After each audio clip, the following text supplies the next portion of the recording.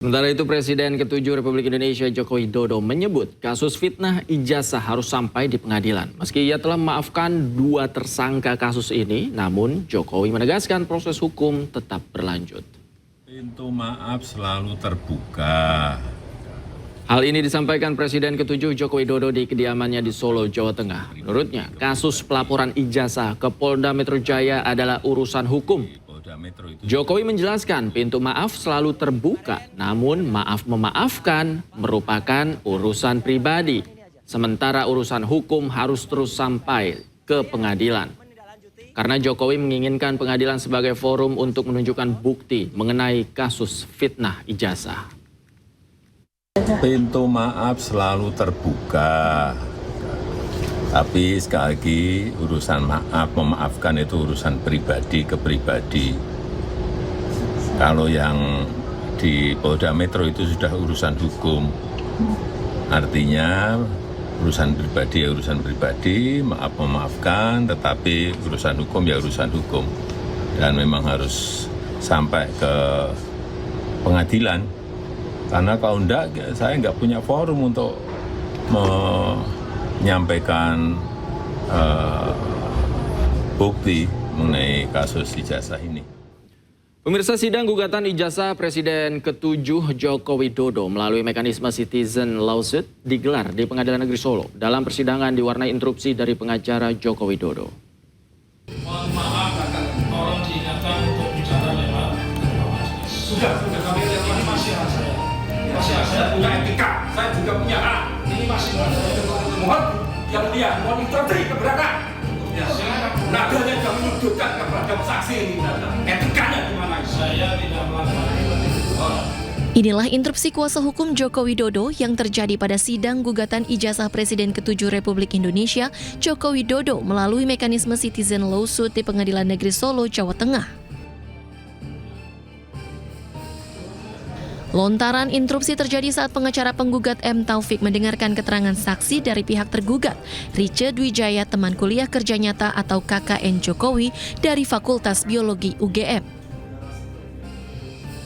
Riche mengaku mengenal Jokowi sejak KKN di Desa Ketoyan, Kecamatan Wonosegoro, Kabupaten Boyolali, Jawa Tengah. Selain Riche, hadir juga teman Jokowi, Yohanas, dari Fakultas Hukum. Sementara saksi lain adalah Moh Karno, anak kepala desa Ketoyan.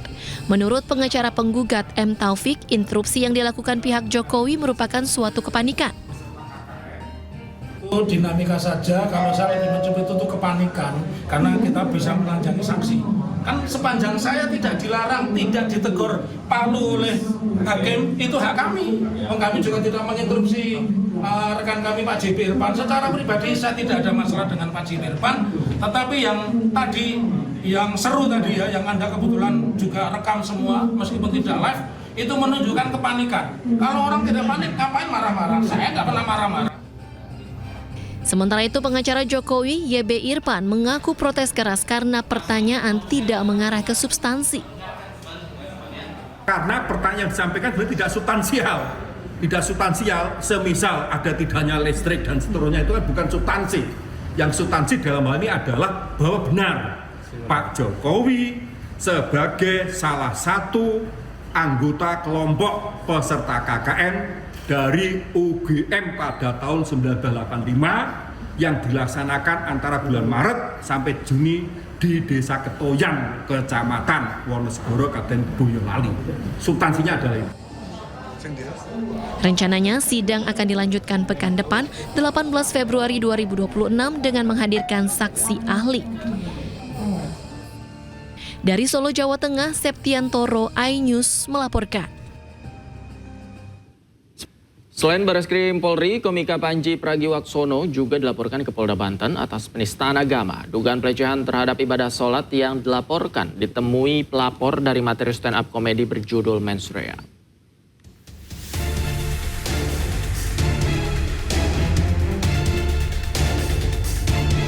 Komika Panji Pragiwaksono dilaporkan ke Polda Banten atas kasus penistaan agama. Dugaan pelecehan terhadap ibadah sholat yang dilaporkan ditemui pelapor bernama Supriyatna, warga desa Cikande Permai, Kabupaten Serang dari materi stand-up komedi berjudul Mensrea.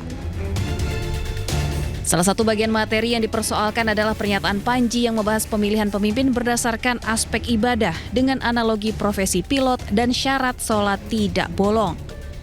Polda Banten membenarkan adanya laporan dan saat ini masih dalam tahap penelusuran awal. Itu merasa ada pencemaran di sana terkait mungkin tentang agama atau mungkin pribadi. Tapi kita lihatlah ya persesuaian dengan case-case yang lain. Menurut kuasa hukum pelapor, kliennya merasa tersinggung sebagai umat muslim karena materi tersebut dinilai telah melecehkan ibadah sholat. Dalam laporan, pelapor menyertakan bukti berupa tangkapan layar unggahan Instagram Panji dan cuplikan tayangan Mensrea. Dari Serang, Banten, Mahesa Apriandi, iNews melaporkan.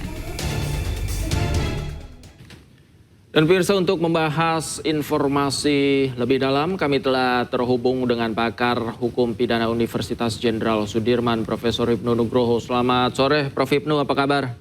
Selamat sore, Mas. Baik, alhamdulillah. Alhamdulillah. Prof. Hipnu, Anda melihat seperti apa? Ada banyak laporan nih terkait Panji, namun kontennya ini juga materi yang disampaikan di stand up yang sama, temanya Mensrea. Ya, ini memang di era demokrasi, saya kira hak setiap orang ketika ada suatu diksi, ada suatu kalimat, apalagi yang menyangkut konteks agama, menyangkut konteks ras, itu bisa saja mengadukan. Ini deliknya delik aduan atas suatu informasi yang bersangkutan terima. Nah, oleh karena itu dalam seperti ini polisi saya kira juga akan melakukan klarifikasi, melakukan verifikasi apa yang dilaporkan itu, apa yang diadukan benar atau tidak. Disinilah saya kira nanti akan melihat sebagai bentuk hukum yang apakah ini kualifikasi delik aduan, apakah itu terkait masuk rumusan hukum, ataukah kaitannya dengan suatu sikap jahat yang ada pada komika, itu akan dilihat. Dan itu Bos, karena dalam suatu hukum yang sekarang, apalagi KUHP baru, itu asasnya adalah asas dualistis. Asas dualistis itu meletakkan sebagai perbuatan yang memenuhi rumusan, kalau kita memenuhi rumusan misalkan kaitannya dengan fitnah, pencemaran baik, tapi juga melihat dari sikap batin si pembuat. Ada sikap jahat apa, sikap meledek, sikap menghina atau tidak. Mensreanya ada nggak, sikap jahat enggak. Nah, dua hal ini saya kira yang harus diletakkan di dalam era KUHP baru yang sekarang ini. Lain dengan KUHP yang lama, itu menganut asas monistis, merupakan satu kesatuan lah. Di sini nanti ada suatu perdebatan, makanya ada perbedaan ini, wah ini nggak bisa dipisahkan. Ini kan kaitannya dengan komika, kaitannya dengan suatu pertunjukan, bukan suatu berdiri sendiri. Nah disitulah saya kira nanti polisi akan melihat sejauh mana Pak Panji dalam konteks seperti itu ada niatan atau tidak. Oke, Prof, tapi kan mensrea ini atau niatan ini kan cara mengukurnya agak sulit ya, apalagi ini secara subjektif dikeluarkan oleh yang bersangkutan. Bagaimana kemudian KUHP baru ini mengatur untuk mengukur mensrea seseorang, apakah ada niat jahat untuk melakukan itu atau tidak? Nah, dalam hal seperti ini makanya perlu ada suatu klarifikasi. Paling tidak dengan adanya laporan-laporan oleh masyarakat, itu klarifikasi. Mas Panji harus juga mengklarifikasi apa maksud dari kalimat yang bersangkutan, apa maksud yang ada dalam suatu komedi yang bersangkutan. Dari klarifikasi itu akan terlihat apakah ini terkait dengan sikap memfitnah, sikap mencemarkan, atau kaitannya untuk lelucon, kan gitu loh. Disitulah nanti ada suatu perdebatan teman-teman yang terkait dengan komedi dan teman-teman yang di luar komedi. Itu akan menjadi menarik karena dalam hal seperti ini juga tidak hanya melihat dari ucapan Mas, kalau saya gestur dari komika itu juga lihat apakah gestur ini untuk menjadikan suatu orang ketawa ya, ataukah ini betul-betul menista. Nah di situ nanti juga saya kira polisi tidak hanya melihat dari kalimat, tapi juga harus gestur harus dilihat untuk menjelaskan sikap daripada komedi yang bersangkutan. Kalau gesturnya katakanlah kita sebut untuk tujuannya menghibur begitu, artinya ya memang tidak ada niat melecehkan menurut Anda? Ya, kalau gesturnya seperti itu, apalagi dalam konteksnya itu adalah konteks suatu hiburan, kita makanya lihatnya gitu nanti. Jangan lihat teks, tapi konteks. Kalau konteksnya suatu hiburan dan semua tertawa, nah itu saya kira suatu hiburan. Di sini nanti akan terlihat yang akan menariknya, Mas. Nah, kalau menurut saya ini bagian dari konteks. Memang dari sekarang itu ya serba susah. Membuat kalimat-kalimat memang harus hati-hati. Ya kalau memang terempet-terempet ya dampaknya seperti ini. Tapi saya kira ada suatu jalan keluar, yaitu nanti klarifikasi, musyawarah. Apa sih yang dimaksudkan? Itu saya kira selesai.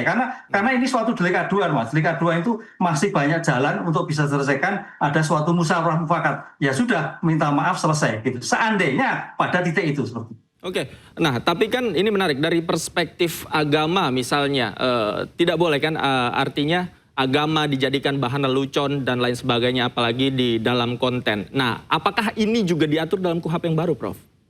Nah, di sini juga artinya lentur nanti. Artinya lentur, makanya di sini nanti tokoh-tokoh agama yang akan bisa menjelaskan apakah ini masuk kualifikasi seperti itu gitu. Nah, itu yang jadi masalah karena kalimatnya itu setiap orang yang merendahkan martabat, setiap orang yang mengasut terkait dan sebagainya. Di situ akan terlihat. Tapi kalau terkait dengan misalkan ada suatu chaosnya itu chaos dalam arti suatu chaos fisik. Sepanjang dalam dunia maya bukan merupakan suatu chaos. Kalau kita lihat dalam putusan Mahkamah Konstitusi. Nah, pertanyaannya apakah dalam real materialnya terjadi chaos atau tidak? Nah, ini yang juga nanti saya kira Polda harus melihat sampai ke sana. Sehingga jangan sampai ini juga sepotong-sepotong, tapi suatu holistik. Seperti yang dirumuskan dalam KUHP baru adalah dalam rangka mencapai suatu keadilan, bukan suatu kepastian. Oke, jadi kalau sekarang Panji kan dalam rangka silaturahmi dan juga mengkonfirmasi ke kantor MUI Pusat, menurut Anda sudah langkah yang benar dalam menjelaskan ini,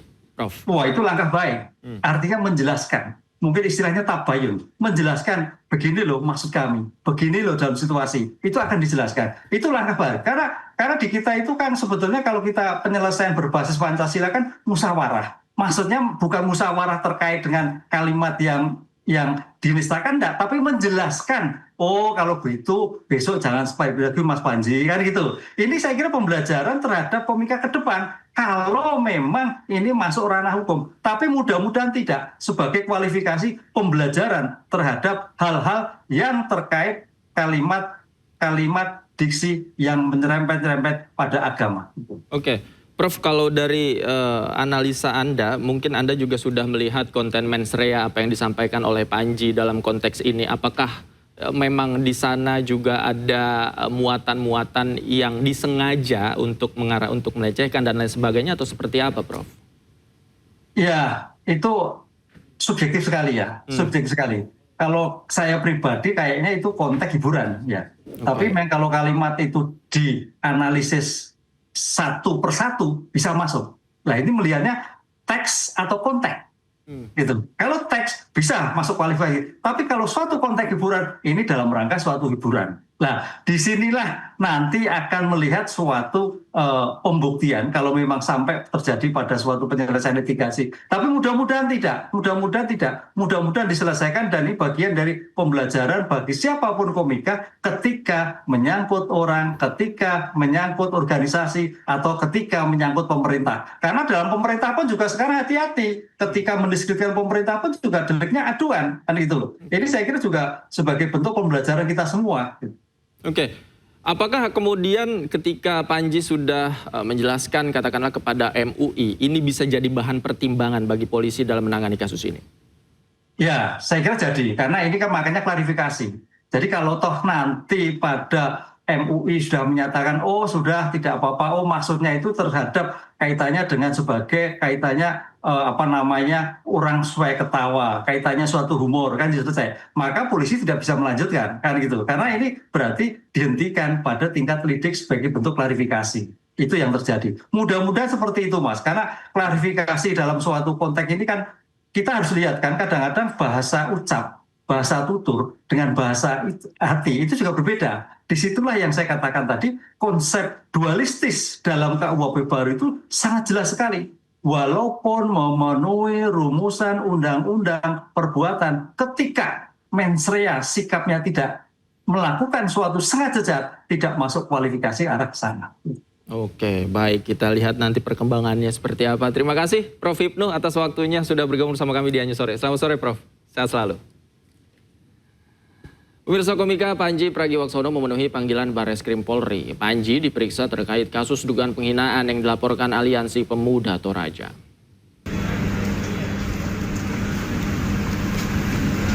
Kehadiran Panji di Barreskrim Polri ini merupakan panggilan keduanya. Kuasa hukum Panji, Haris Azhar, menjelaskan sebelumnya Panji belum dapat memenuhi panggilan karena berada di luar negeri. Panji diperiksa terkait dugaan penghinaan atau ujaran kebencian bermuatan sara terhadap masyarakat Toraja yang dilaporkan November 2025. Dalam pemeriksaan ini, Panji dicecar sebanyak 48 pertanyaan. Oh bukan tidak mencerai, ini untuk penyidikan lain lagi yang sudah lama, penyidikannya tahun 2014. Kemudian bermasalahkan sekarang. Ini panggilan keberapa, Pak? Ini pemanggilan diperiksa pertama kali, pemanggilan kedua kali, laporan aja kali ya. Jadi ya saya ngikutin prosesnya aja.